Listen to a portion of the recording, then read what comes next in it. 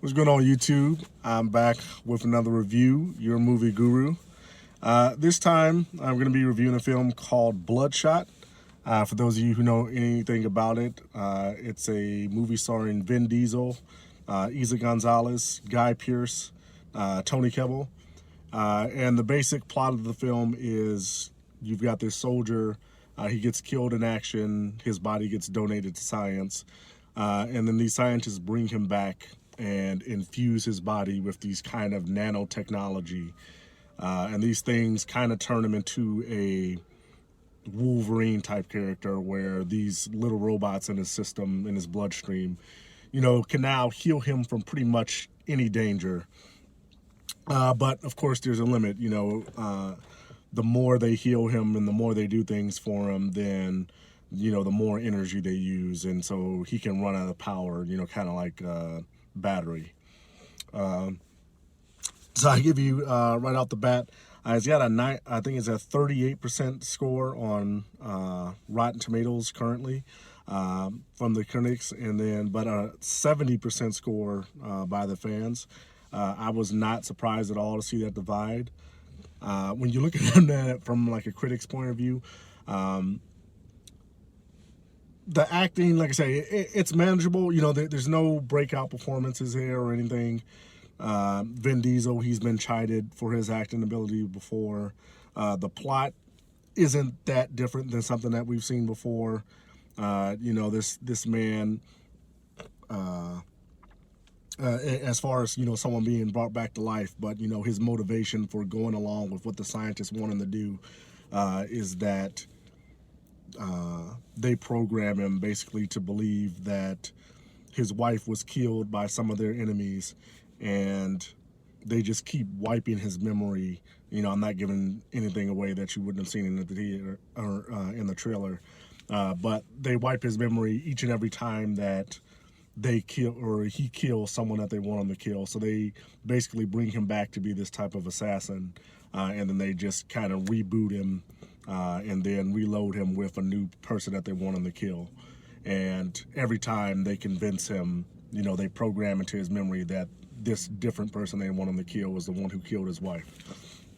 This guy coming back for revenge, finding out that the people that he thought were on his team betrayed him. If you've seen the movie, it's not that different than anything that we've seen before. Good action scenes, but nothing groundbreaking. So that's why I understood why it got the rating that it did. But that said, like I said, I was really very much not surprised when I saw that it had the 70% score by the audience, is because I was very entertained throughout the film.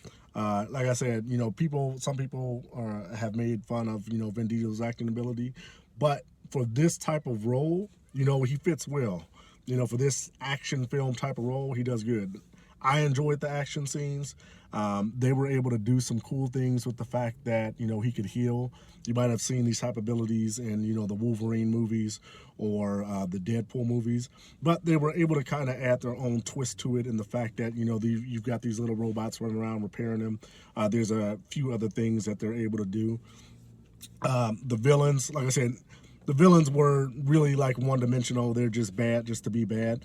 But that said, there are kind of reminiscent of Iron Man, and that I can think of the second one in particular, where he's facing Mickey Rourke and he's got the whips.